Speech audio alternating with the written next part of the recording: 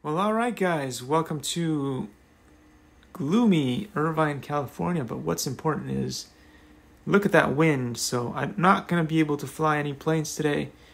If I get the chance, I could try the Hubsan Mini SE and see if that does okay in the wind. But I don't know.